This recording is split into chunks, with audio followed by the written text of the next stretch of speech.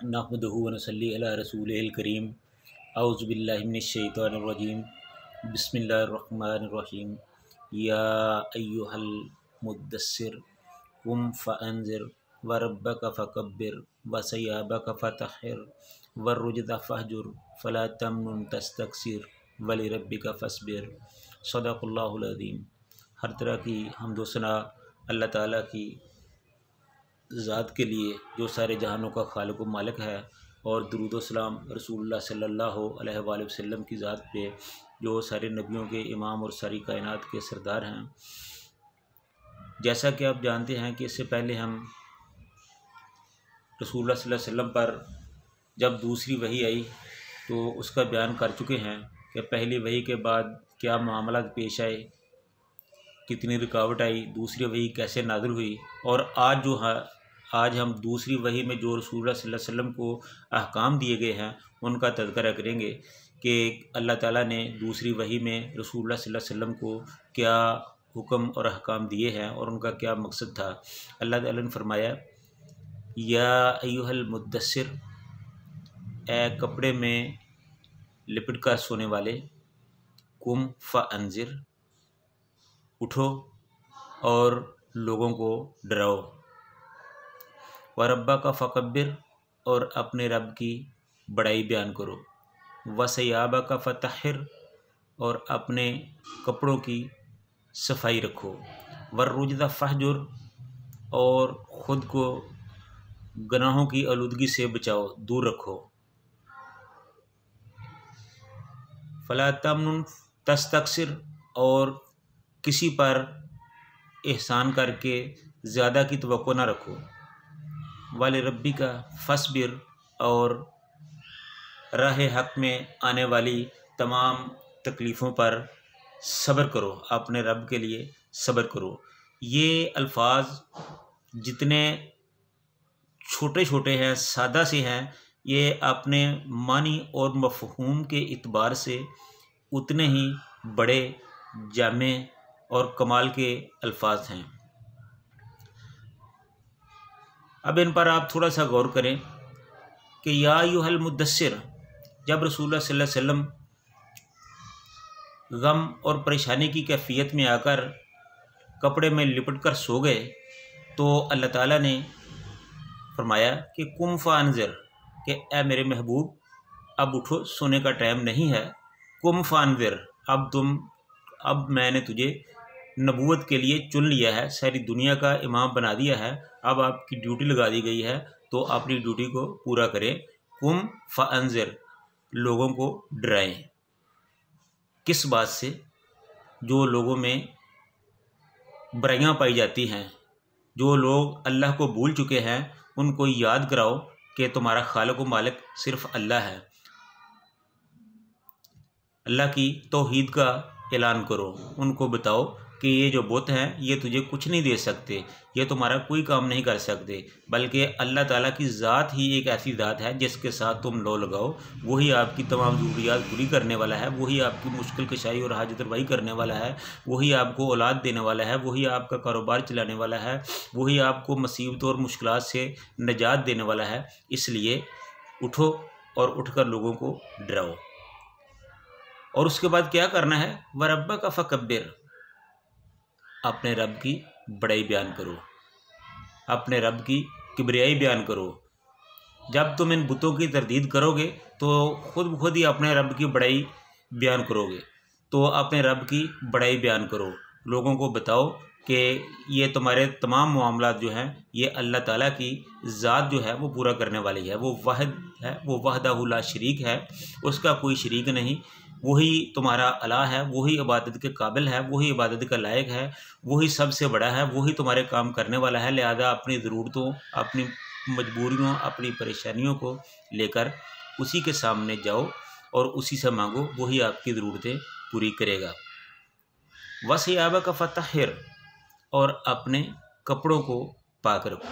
कपड़ों की सफाई दरअसल तज़किया नफ्स के हवाले से है कि जब आदमी पाक और साफ़ होता है तो फिर उसकी तालीमात भी पाक और साफ़ होती है। जब वो गुनाहों से, जब उसके कपड़े जो हैं वो नापाक होते हैं तो फिर वो अच्छी बात करने के काबिल नहीं होता। अच्छी बात वो तभी करता है जब वो खुद भी गुनाहों से पाक होता है, तो उसके कपड़े भी पाक और साफ़ होते हैं। कपड़े का पाक और साफ़ होने का मकसद दरअसल ये है कि तुम तज़किया नफ्स को इख्तियार करो, अपना तज़किया करो, ख़ुद को पाक रखो, अपने कपड़ों को भी पाक रखो।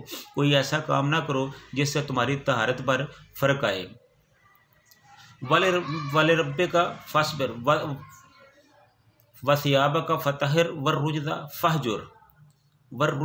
फहजुर, और तुम हर किस्म की बुराई से ख़ुद को अलग कर लो, हर किस्म की बुराई से दूर हो जाओ। यानी कि तुम इन लोगों को दूर, खुद भी दूर हो जाओ और इनको भी दूर रहने की तलकीन करो। ये जो दरअसल रसूलुल्लाह सल्लल्लाहु अलैहि वसल्लम को फरमाया जा रहा है, ये लोगों की तालीम के लिए है। ये कहा जा रहा है कि तुम लोगों के लिए ऐसा करो कि लोगों को बुराइयों से पाक करो, लोगों का तज़किया नफ्स करो, लोगों को ये तौहीद की दावत दो, लोगों को अल्लाह के सामने झुकाओ। ये इसीलिए कहा जा रहा है वसियाब का फ़तहिर वर्रुजदा फहजुर, और तुम खुद को गुनाहों से बचाए रखो और लोगों को भी इस बात की तालीम दो कि वो भी गुनाहों से बचे रहें। शराब नहीं पीनी, जुआ नहीं खेलना,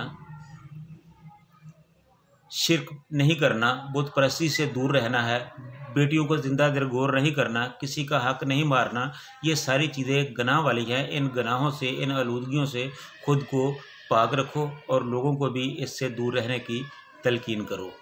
वाले रब्बे का फस्बिर, और जब आप ये सारे काम करेंगे तो सदियों से बिगड़ी हुई कौम जो शिर्क और बुत परस्ती से लुथरी हुई है, जो बुतों से मांगने की आदी है, जो अपनी फरियादें अल्लाह से नहीं बुतों से करने की आदी है, जो अपनी ज़रूरतें अल्लाह से नहीं बुतों से पूरी करने की आदी है, जो हर किस्म की बुराई को अपना हक समझते हैं, वो जुआ, शराब, ज़िना, ये सारी चीज़ें उनके खून में रच बस गई है, वो करना उसको अपना हक समझते हैं।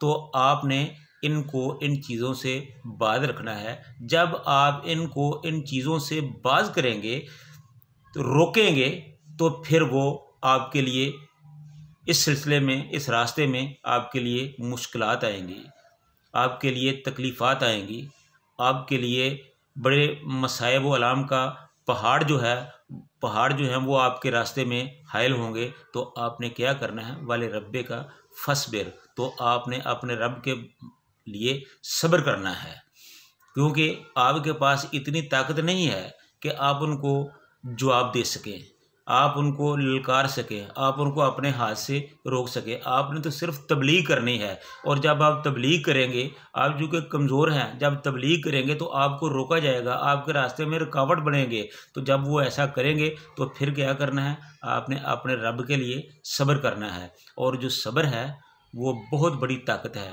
वो अम्बिया का हथियार है।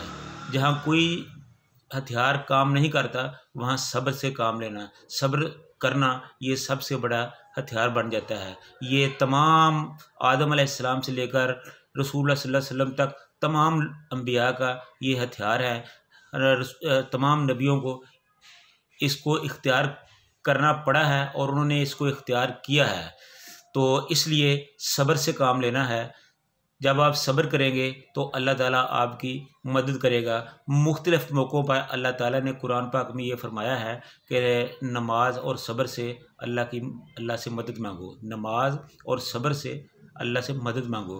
तो ये अल्लाह से मदद लेने का एक बेहतरीन तरीका है। तो ये थी वो पहली वही, जो दूसरी वही जो रसूलुल्लाह सल्लल्लाहु अलैहि वसल्लम पर नाज़िल हुई। ये दरअसल जो दूसरी वही के ये अल्फाज हैं, ये रसूलुल्लाह सल्लल्लाहु अलैहि वसल्लम को एक वादे हुक्म दिया गया है कि अब आपको हमने रसालत के लिए चुन लिया है, आपको नबूवत के अज़ीम मनसब पर हमने फ़ाइज़ कर दिया है। अब इसकी जो ज़िम्मेदारी है उसको आपने निभाना है और इसके लिए आपको ये काम करने पड़ेंगे। तो रसूलुल्लाह सल्लल्लाहु अलैहि वसल्लम ने इस काम को बखूबी निभाया, पूरा किया। और उसके रास्ते में आने वाली तमाम रुकावटों को, मसाइब को जीला बर्दाश्त किया। तो अल्लाह ताला से दुआ है कि अल्लाह ताला हमें भी उनके उसवे हसना पर, उनके नक्श कदम पर चलने की तौफीक अता फ़रमाए। इसके बाद आइंदा के जो वाक़यात हैं वो क्या हुआ, कैसे हुआ, वो इंशाअल्लाह ताला आइंदा प्रोग्राम में बयान किए जाएंगे। तो अल्लाह ताला हम सब को दीन हनीफ पर अमल करने की तौफीक अता फ़रमाए। और आखिर में तमाम भाइयों से ये रिक्वेस्ट है कि हमारी इन वीडियोस को, इस गुफ्तगू को ख़ुद भी सुने और सुन के आगे शेयर करें, ताकि अल्लाह की तौहीद की बातें, रसूलुल्लाह सल्लल्लाहु अलैहि वसल्लम की रिसालत की बातें, रसूलुल्लाह सल्लल्लाहु अलैहि वसल्लम की सीरत की बातें, इस्लाम की सच्चाई की बातें आम लोगों तक पहुंच सकें। एक तो उनको इससे आगाही हासिल हो और दूसरा ये हमारे लिए आखिरत में निजात का सबब बने। वमा अलैना इल्लल बलागुल मुबीन।